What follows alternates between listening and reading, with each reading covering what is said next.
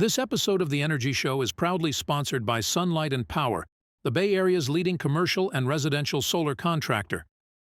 SLP has been designing and installing photovoltaic, battery backup, and solar thermal solutions since 1976. Help fight climate change. Go solar with Sunlight and Power today. So, you want to save the world with clean energy?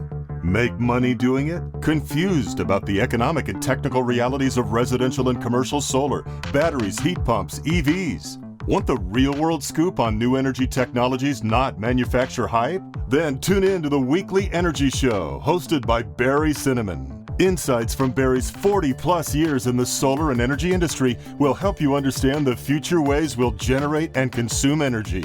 And now, here's Barry.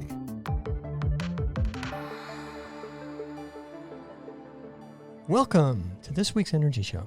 Now, the recently signed OBBB, or One Big Beautiful Bill, is now law. And that law basically eliminates the 30% tax credit for residential solar. It also adds restrictions for the 30% tax credit for commercial solar. And the commercial solar structure is used for residential leases and power purchase agreements, or PPAs. So there still may be some financing available for homes, but it's going to be done through a commercial structure, and that's going to apply to the new rules for that commercial tax credit.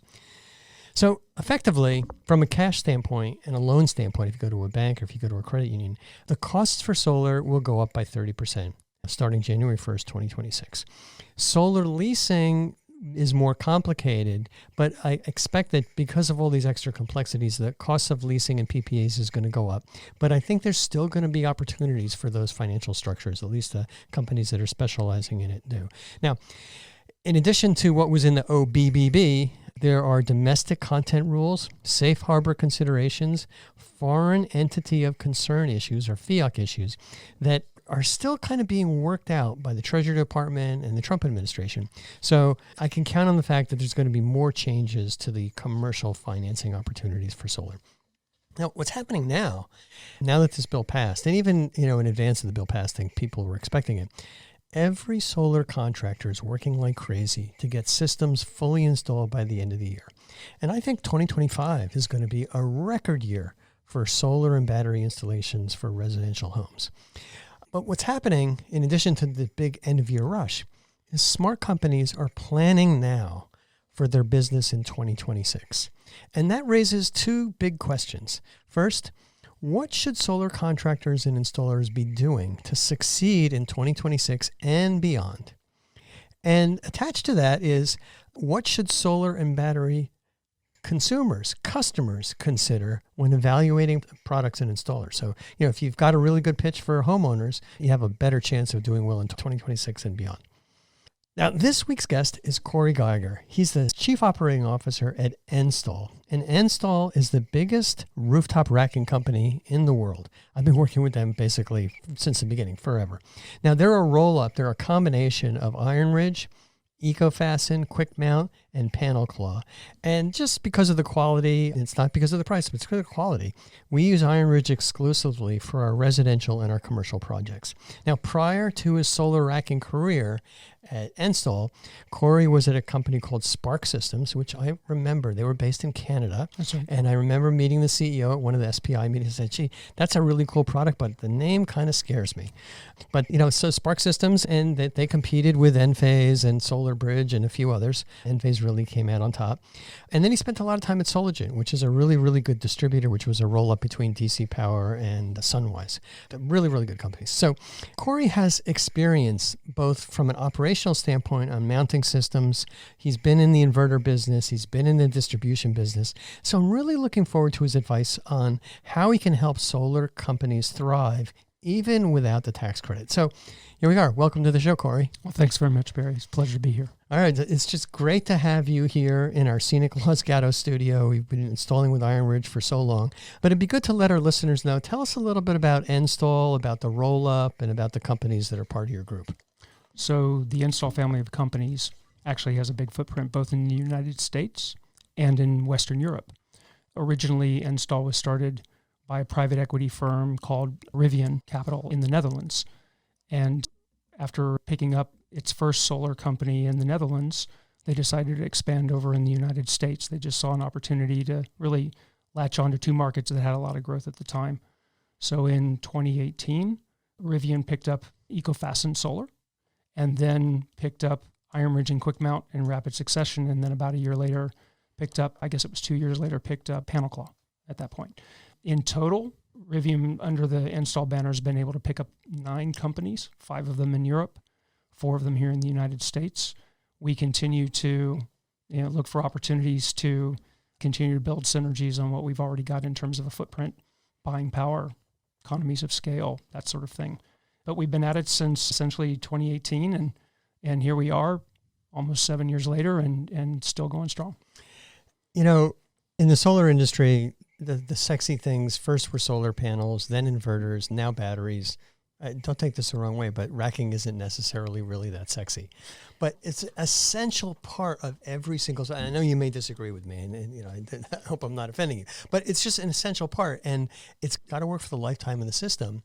And we've found that once you pick the right racking system and get really good at it, it really, really can make the business going better. So I like the history. I worked with all those companies at one point or another, and it's just great to standardize it. And it's complicated. I mean, it's not like you got electronics, but you got supply chain nightmares and aluminum smelting and production and extruding and shipping.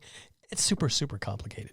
So I'm really glad you're here, and I'm really glad that you can give us your insights in answering these 2 questions that I have and a lot of other people in the industry have is, what should solar contractors and installers be doing now so they succeed in 2026 and beyond? And what are solar and battery consumers, homeowners, customers considering when evaluating products and installers? So just let us know, stream of consciousness, what your advice is. Sure. Wow. I guess the first warning is advice is worth what you pay for it. So I think what I can share today is maybe the distillation of a lot of conversations we've had with our distribution partners, with developers on the C&I side, with third-party ownership firms on the residential side, and quite a few large installers and small installers. IronRidge in any given quarter services about 3,500 installers itself through its distribution partners. So we do have a really broad population that we get to talk to. That's exactly why I'm delighted that you're here, because you speak to a lot of people at levels and in details that nobody else does, and you can kind of distill that advice. Let's just work on the first question. What should solar contractors do? Yeah, I think so. Again, I think what I'll do is I'll recap a couple of themes that I'm hearing when you talk to installers who are sort of leaning into this. And this is the really interesting thing, because I think we've all been very excited riding the wave of the IRA and some of the additional demand that's brought on and some of the additional creativity up and down the value chain over the last couple of years. And now what we're seeing is some installers are really leaning into the challenge that I'm going to call it the O3B, because I'll always use too many Bs otherwise. But the O3B is really bringing a new set of challenges, and the installers who are sort of leaning into this and really trying to do 2 things at once at the moment. One is make sure they get to PTO with lots of residential jobs before the end of this year, and at the same time think about how they need to be structured, what their practices are, pivots they might need to make, tools they might need to adopt as we get into 2026. I think it's a very, very busy time. Lots of bodies on rooftops, lots of full heads trying to figure out how we're going to get all of this done. But there are a couple of key themes. The first is, you said earlier, I think in the lead up, that we effectively have a 30% tax increase. It's actually worse than that, because if you're looking at it from a net of the ITC right now for a residential job, it's actually about a 42% cost increase. And so if you're an installer, you're basically going to have to find at least 45% of your cost structure to repurpose if the price doesn't go up. But the good news is the price is going to go up. And the reason is because I think we were looking at a stat earlier, Barry. I think PG&E's raised their rates over 40% in the last 3 years alone, and over 100% in the last 10 years. They're not the only utility doing this. They just happen to be the utility that we all know and love here in Northern California. Well, I wouldn't use the word love, although Patty Poppy has expressed that to all of her customers at one point. Yeah, well, I think they're a product of the rules set, and I think that's the thing that we all need to recognize at this point. Even though the ink isn't totally dry on guidance, thanks to the executive order of July 7th, we're all still waiting for some additional rules to be drafted. we do have a new set of rules. And that means that we now need to play a different game. Going back, you're looking for quite a bit of cost reduction, but you're also looking for a way to change the value proposition that you're bringing to the market. And as residents, as homeowners, continue to watch their power bill go up every 6 months, more and more of them are going to, over the next few years, realize that it's still worth getting solar. It is still worth doing the whole home electrification math to see how much of that they can do over time. Heat pumps, a big thing I know that we're both fans of. I think there's just a whole lot there, and just how it gets sold, how it gets installed, what the projects look like, that's what's going to have to transform. But you're going to, as an installer, if you can get your strategy right, if you can modify your value proposition, you're going to be able to charge more. And at the same time, you're going to have to figure out how to cut cost so you can continue to grow a healthy business. Yeah, and so it's actually 3 dimensions, and I was only thinking about 2, but the 3 dimensions are, first, we can sell at a higher price, and that's because the economics have gotten better because the electricity is more. And then the other thing is, and you're on the supply side, you may have some insights into this, is everybody's going to have to sharpen their pencil. And especially, I'm not really sure about how things work on the aluminum racking side and the component side, but I just know that the module companies are going to lower their pricing because they have the production, and the battery costs are going to continue to go down. Mm-hmm. So the total costs are going to go down, and companies are all going to have to, some of them are going to have to take a smaller margin. Although you got to be careful because there's a lot of them, especially some of the medium and the big ones, and small ones too. They're running at a negative margin. They're not profitable. Well, and that's not sustainable, right? You've got to be able to figure out how to pivot out of that, and it's going to require a bit of a reset. I do think, though, that as we go through the months of next year, we're going to see new modes of financing come up because, all of a sudden, if you don't have a tax credit to help you build the ROI on your financing, you're going to restructure that financing, right? And interest rates are probably going to stay higher than traditional here for another period of time. Well, at least until 2026. I think, they try and get rid of the chairman of the Fed. Yeah, I think it's going to be a while. And as a result, I think you are going to see some real financial innovation because remember this, we've had a lot of companies, thanks to some of the additional tax credits and structures that came out with the IRA, we've actually got quite a few people who safe harbored pipelines, basically. Mm-hmm. And they safe harbored them. They were safe harboring effectively, to keep it simple. It allows you to grandfather a set of tax credits. And it gives you about 4 years after you've done your safe harbor paperwork to roll those systems out. So there will be a part of the business that is now going to be in pure selling and execution mode for the next, let's call it 4 years. And then there's another part of the business, especially the part for people who do not want a lease or a PPA. That business is the business that really has to innovate in the very near term because that's the part of the business that's going to be the most impacted by this effective cost increase. So let's talk about that innovation. A lot of companies, small companies, even companies like ours, we don't have teams of innovators, engineers that can figure out how to do things better. We're buying things off the shelf. Mm-hmm. So let's look at the shelf that all of the mounting systems are on. What are some of the things that IronRidge is doing to reduce installation costs, reduce costs, so that we can kind of get closer to that higher profitability level? Well, part of this is, and we've been working on it for years. I think you've seen a lot of improvement. For those of us who've been in solar long enough to remember ZEP really changed the game in residential racking, not because ZEP was railless, but because ZEP actually took a totally different look at the roof. I just have to say, don't forget about the Enstall product, which was a knockoff of ZEP. Yeah, ZEP knocked off. I remember the Enstall product. And you had several folks come in. I mean, Spice was very similar, Spice was right? after, You were really looking for a way to innovate the way you approach the roof. And, part of this was just taking the erector set, a sort of nature of what residential racking was 20 years ago, and turning it into something that is a lot more kitted, a lot less error prone, a lot more reliable in terms of the installation, but first and foremost, fastest. So a little bit of history with the Enstall system. And when I first started doing solar installations, it was 2001.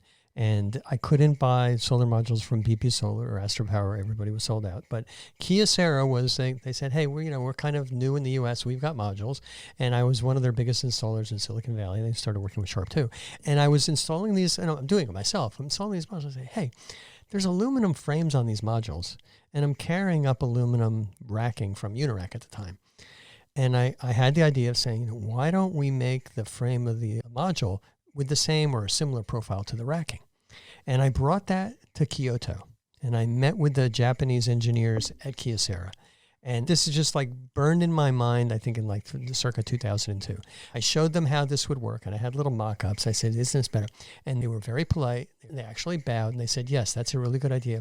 But then we have to raise the price a little bit more because there's more aluminum. And I'm like, yeah, but I got to buy this huge racking. And so I got twice as much aluminum in the racking than you do on your frame. But they just declined. And that mentality from manufacturers continued to kind of go through.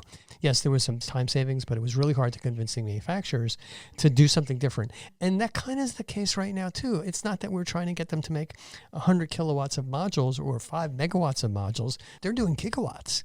And they want to make sure that they can sell gigawatts at a time so that they can make them for 12 cents a watt. And you just can't change that mentality. It's really, really hard. Yes, I would agree with you. But I also think we've got lots and lots of abandoned systems for one set of reasons or another, because somewhere along the value chain, people were cutting corners to get that cost low. Mm-hmm. That's also not a sustainable practice for our industry, right? Yep. So I think it's really important to work with suppliers and innovate in ways that are going to make sure that the system is still durable, the system is still safe, but the system also can go in pretty quickly. Yeah, speed is important, and finding manufacturers that are established. I mean, I can't tell you how many module companies that combine, inverter companies and microinverter battery companies. I get several emails, sometimes a day, of new battery companies. It kind of trickled off a little bit, but you want to make sure that the manufacturer is established. It's got a balance sheet. Well, and here's the interesting thing, being a racking guy, and as you said, I started in distribution, so it really gave me an opportunity to see the value chain kind of, top to bottom. One of the things that I noticed is over time, installers tend not to have that much of a loyalty to a solar panel. When I first got into the business, I don't think I want to say how many years ago it was, but it was a long time ago. I got into the business and, at the time people were quite enamored with panels because the cost was really coming down fast and the technological innovation was really coming at a quick clip. But now that's a little bit less so with certain installers. They'll move panels from, fairly regularly. Inverters maybe, less so. They have I think more of a loyalty cycle. But the thing that's really interesting is that installers do not like to change their racking.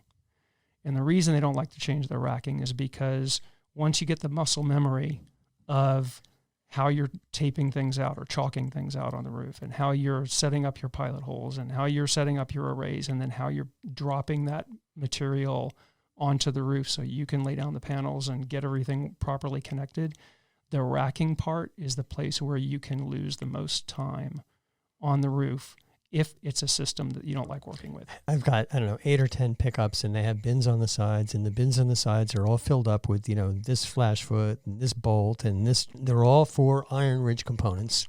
And, we replenish them automatically, but the guys are all used to it. They go there blindfolded and grab a bunch of end clamps, whatever. So that makes a very, very big difference. The other place where there's a lot of loyalty is on the battery side because it's just so complicated to install. But with the solar modules, if a really big company has really good reputation and has a really good price and it's available through distribution, we'll make a 6 to 12 month commitment. And, we kind of evolve through that because companies come into the market and they have really good products. That's right. Yeah. And I know you've commented on this in other podcasts, but it's in the battery storage space is really where the leapfrogging is going on. And it's, as I think some of your other guests have talked about in the past, there's a sort of an evolution of looking at it as not really a battery, but a way to actually provide a power solution for a home that provides more continuity and reliability. And that means you're asking a whole lot out of software. And that creates a connection with the homeowner in this case, but it also, as you were remarking, think about an installer who, the electrical part, you want to talk about the stakes being high. If you get that wrong, you're clearly going to want to go with something that is easy and reliable to install, but also is not something that's going to take a lot of maintenance over time.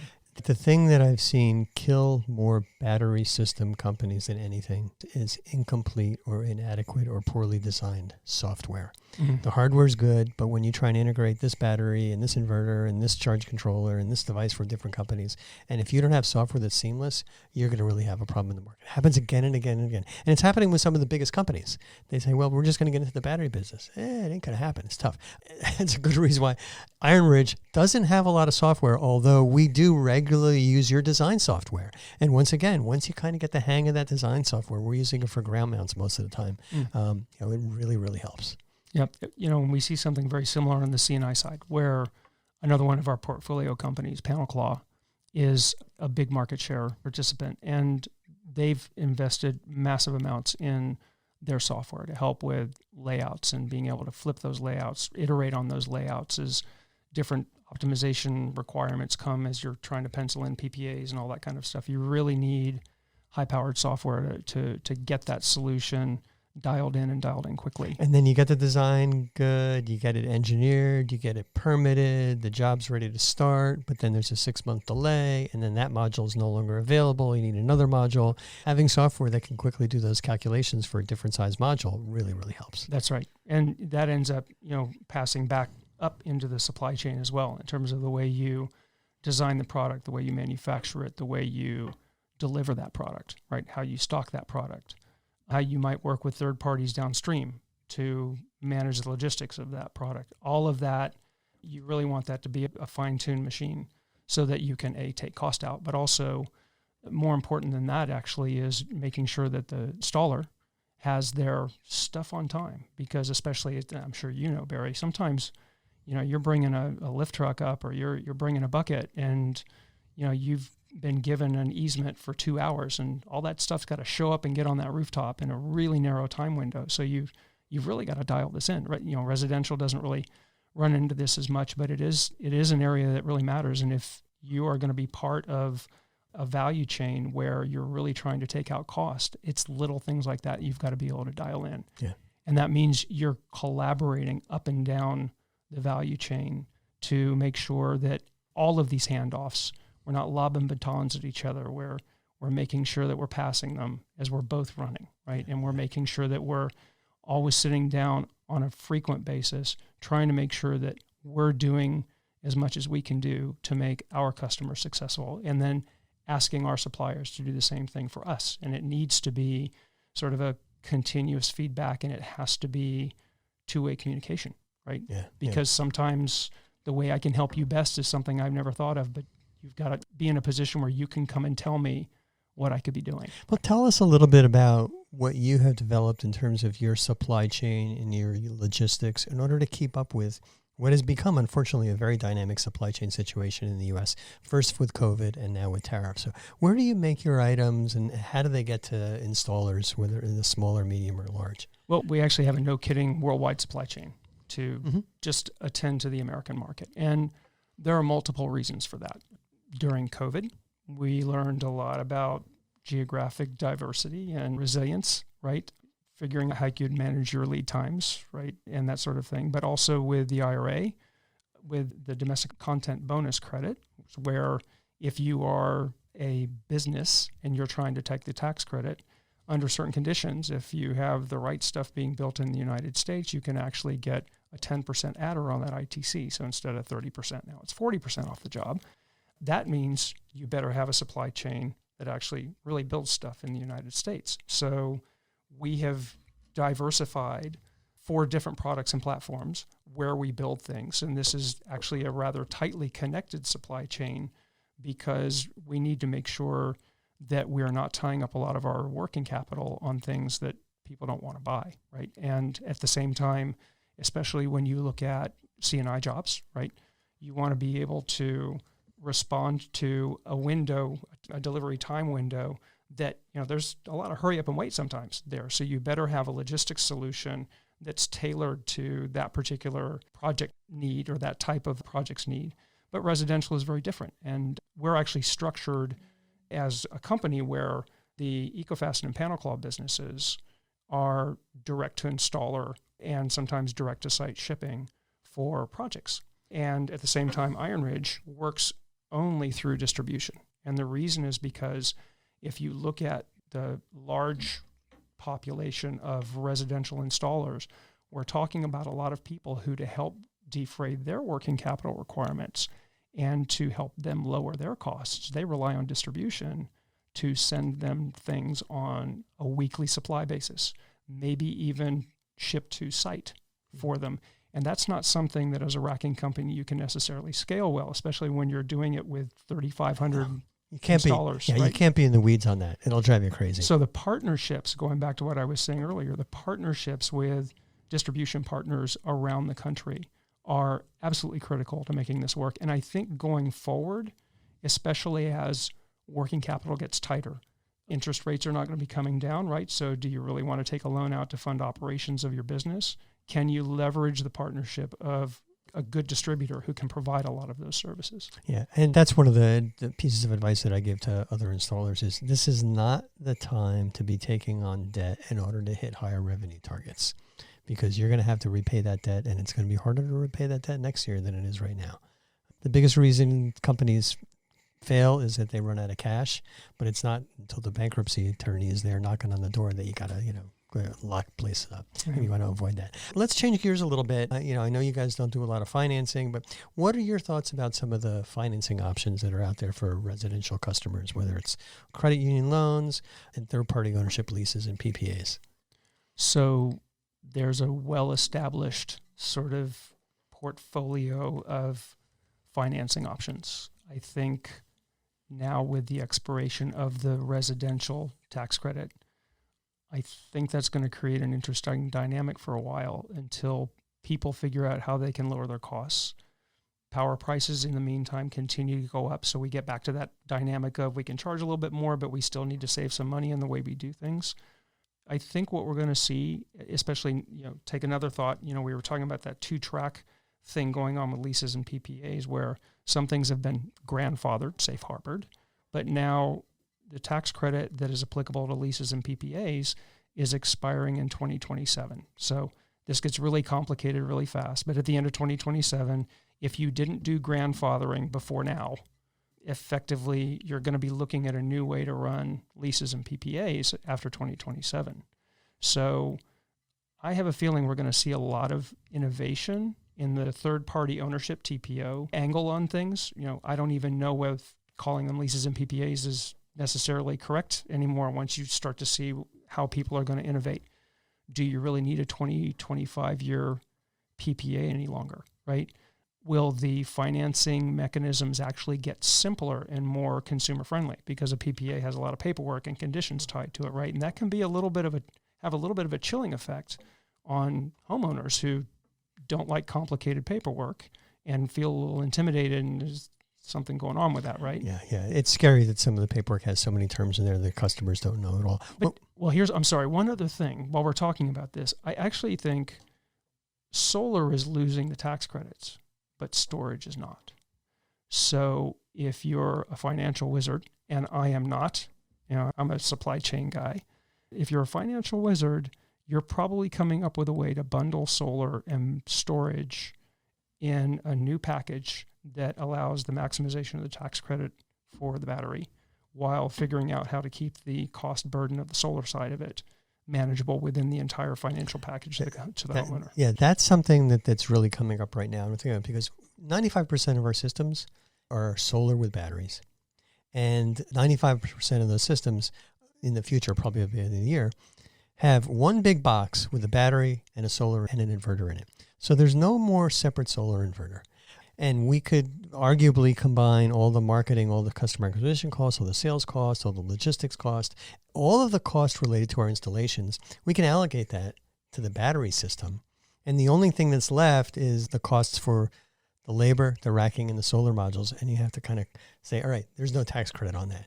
It'll be interesting to see how those definitions evolve to make sure that, the people aren't really bending the rules too much. And that's an area where the ink isn't quite dry yet. Yeah. So I think it's one of those things you just stay tuned, right? Yep. All right. Well, let's kind of take a step back and put your customer hat on. You've got solar on your roof. This is your second system. Mm-hmm. What should customers think about when they're kind of looking at these options? Well, I think the first thing is to understand what your goals are around electrification and how heating and powering is going to go on in your house over time, and what you think those needs are going to be. I'm not trying to overcomplicate it, but ultimately you don't want to undersize that solar array that you put on. You don't want to undersize that battery bank that you put on.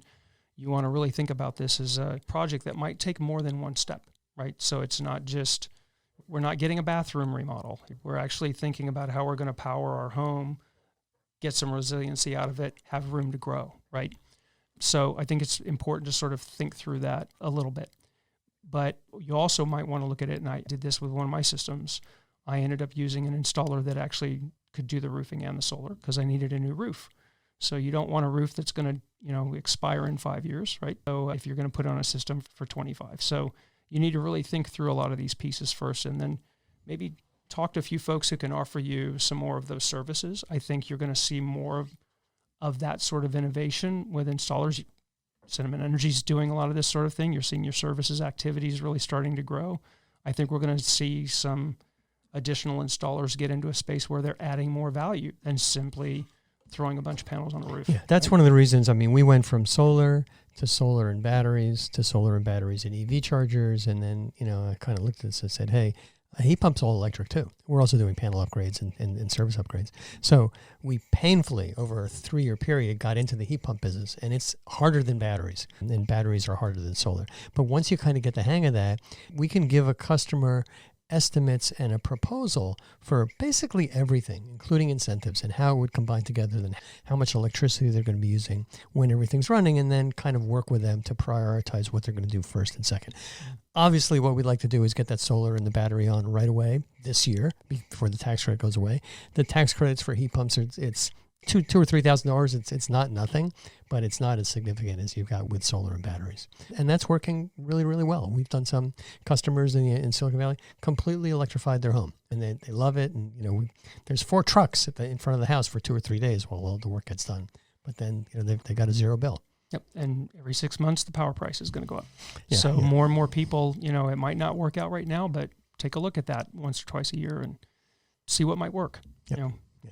Now, with the decrease in the tax credit, 30% gone, effectively the longer paybacks, the more stress there is on installers. What is some of your thinking about how a customer should look at partners that are going to be there for a long time, to the degree to which they can do service and maintenance and cover the products that are on their roof? One of the reasons there are so many systems that have been abandoned is because someone came in and slapped glass on the roof and disappeared. Literally, they're no longer in business. So a reputation for being in the business for a while, the ability to offer support and not just installation is going to be even more important as we go forward, because now the investment's going to feel bigger to a lot of people who are thinking through it, where it might have been cheaper before. I'm not sure that the homeowner is going to be able to look at it the same way for a bit, right? So this becomes a bit more of a serious investment and commitment by the homeowner. And I think most of them are going to need help trying to do that math, understanding what the impacts possibly could be, where the benefits are. I don't think a lot of homeowners think in terms of payback period. We all in solar think about payback periods, but affordability and managing that, and the reliability, the confidence in the outcome that is being proposed to them by the service provider. We'll call it an installer, but there's going to have to be a lot more sort of value in the offering, and then there's going to be a whole lot more support than I think maybe traditionally a lot of people who have thought about installing solar have thought was needed. Yeah, and it's the reputation, it's being able to sell that value of, we've been doing this for a long time, we're part of the community. I think those companies are going to have a much better chance of surviving than brand new companies that come into solar. But I hope that a lot of other new companies do come in. There's going to be demand, it's just going to be different. But creating that value and a demand long term is really important. And I think about the staff we have here. The most expensive people we have on staff, besides the salespeople who just, get to keep what they kill, are the customer service technicians. The people that know how that old SMA inverter worked, the Fronius inverter worked, the Gen 2 Enphase worked on, how that old racking was attached and why this broke.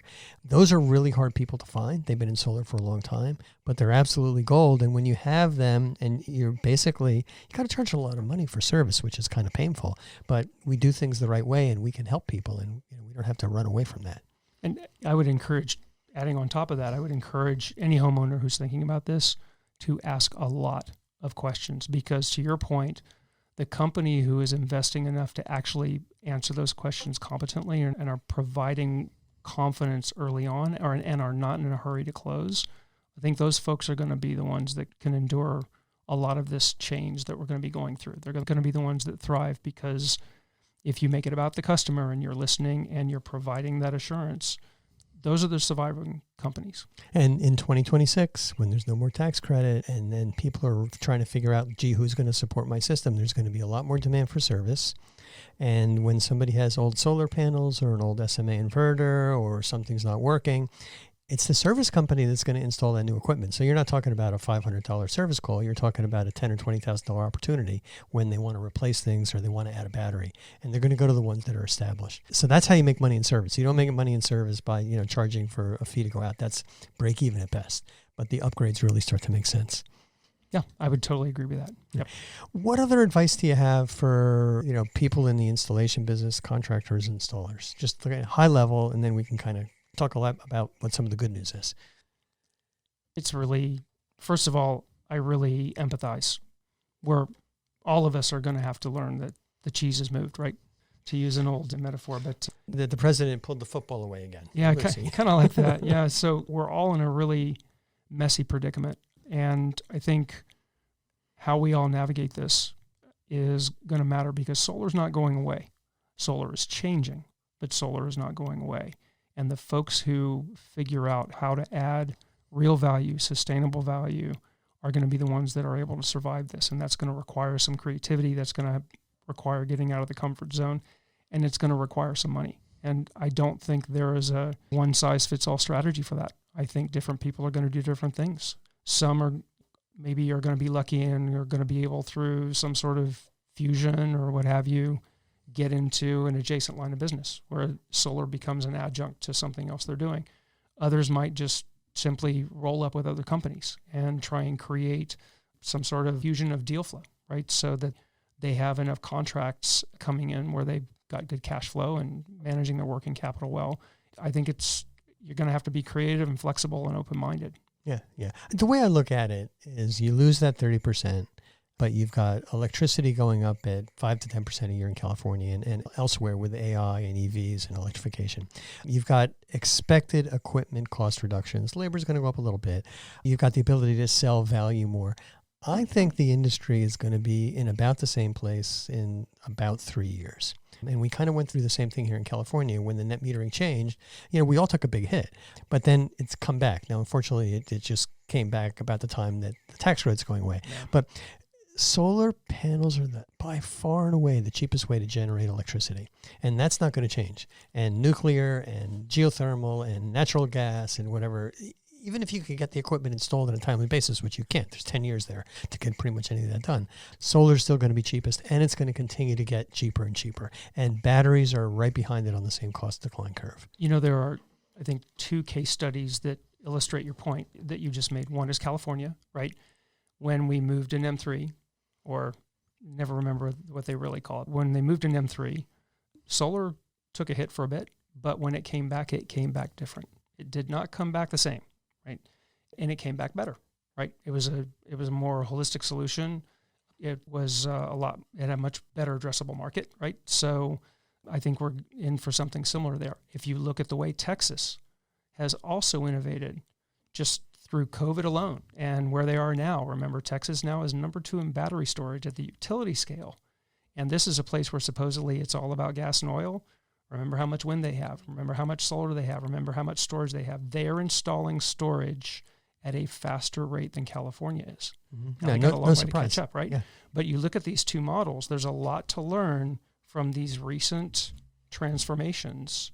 There are lessons there. There are things, maybe pages to take out of those books that's still going to be applicable as we figure out how solar is going to come back different this time. Yeah. And come back it will. There's no doubt in my mind. It's going to take a few years. Hopefully by then there'll be a more sympathetic administration, but we'll see. But regardless, the improvements in the economics for solar are going to just catch up to that tax credit, I'm sure, in 3 years. All right, take one step back. Let's talk about Corey a little bit. How did you get into the solar business? So solar is my second career. My first career was in telecom infrastructure. I have always gravitated toward infrastructure. Things that are, you're building things that are durable. You're building things that are improving quality of life. And you're also helping people be more self-sufficient. And got to enjoy the transition from analog to digital to IP and telecom, and decided to apply those skills in a different industry, and renewable energy was that place. I really like the notion of energy independence for our nation, but for our people as well. And that's what really attracted me. So telecom infrastructure, electrical infrastructure, what kind of analogies do you see between the evolution from telecom POTS infrastructure pulled to cellular to what we have right now with the old-fashioned electrical grid that's been in place for over 100 years, and now you can kind of replace it with a battery and solar and put it on the building? Yeah, well, sorry, this is a little nerdy, but being a networks guy back in the telecom time, the telecom network and the power network are opposite networks. The telecom network, for listeners, POTS means plain old telephone service. The telephone network was built with a completely symmetric, bidirectional capability. And the thing that upset the telecom network is when broadband came in. And now the bandwidth that goes to your house is so much more than the bandwidth you send back to the network, with the exception of the places that are developing that content. The power network is the opposite. The power network is unidirectional. And with the advent of distributed generation, you now need a more balanced bidirectional network. We're not investing in that fast enough. And that's where, if you will, that's sort of the keystone to making sure that energy independence for the country really happens. It's affordable energy independence. Affordable energy independence, well said. We don't just need to be investing in inexpensive sources of power. And I'm completely with you. Tax credit or not, solar electrons are still the cheapest and they're still the fastest to put on the grid. But we also need to make sure that that grid is capable of getting those electrons where they need to be, and that changes over the course of a day. What I've seen happen when I kind of look at the costs for delivering those electrons is the farther away the generation source is. It doesn't matter if it's wind or geothermal or nuclear or whatever. It's more expensive the farther away it gets. And the closer to the building that's consuming the power, ideally on the roof, the less expensive that electricity delivery is. It's actually a fact because of the losses. Yep. And just because the way that the utilities own that network and are charged enormous costs for building that infrastructure, that electrical infrastructure. Absolutely. All right, cool. What do you do for fun? I'm a cyclist. I love to ride. Yeah. I'll give you an anecdote of my experience today cycling. So we don't have to talk about it on the radio because it's a little bit embarrassing. But what kind of bike do you ride? Well, I somewhat sheepishly will admit that I have 4 bicycles. So I love to ride 4 bikes. I have a mountain bike. I have a cyclocross bike, which is now, I think they call them gravel bikes. And then I have 2 road racing bikes. I only have 3. So I've got there we go. I have my original Trek from 1978, and I've got a Gary Fisher, and then I have a BMC that is now at the bike shop after this afternoon. Oh, you've got a Gary Fisher. Wow. It's a heavy. The Gary Fisher and the BMC are commuter bikes. Mm-hmm. You know, original Trek is a super lightweight bike of the time, which was still 30 pounds. But no, I just ride. I'll usually drive home, get my bike, and ride my bike back to the work, and that's my lunch. It's my workout. I don't go on long trips because my wife isn't a cyclist either. But that's kind of cool. Where do you ride? Around here, it depends. When I have the gas, I go up the mountain, and Which mountain? Kings Mountain. If you know, I would imagine it's a little far north for you, but since I lived on more closer to San Carlos, San Mateo, that area, Cañada Road, 84, yep. Yeah, that sort of thing. Yeah. All right, good. Well, how can people get in touch with you at Enstall? Best on LinkedIn. Okay. Actually, Corey Geiger. My handle, I think it's Corey Geiger. CoreyGeiger. Is there a dot between? No, sir. All right. And what about the URL for IronRidge and or Enstall? So Enstall has a website that covers all of our activities globally. That's enstall.com, ENSTALL.com. And then PanelClaw, EcoFasten, and IronRidge all have websites. EcoFasten's happens to be EcoFastenSolar.com, and then PanelClaw.com and IronRidge.com. All right, that's great. All right, well, that's all the time we have on this week's Energy Show. Thanks, Corey, for joining us, and thanks to all of our listeners for tuning in. If you missed any of today's show, you can always go to our website at www.energyshow.biz and listen to the podcasts.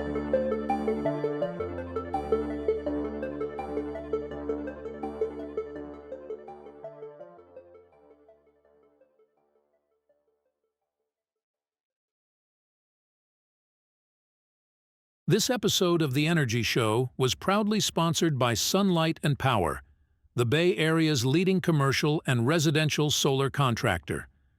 SLP has been designing and installing photovoltaic, battery backup, and solar thermal solutions since 1976. Help fight climate change. Go solar with Sunlight and Power today.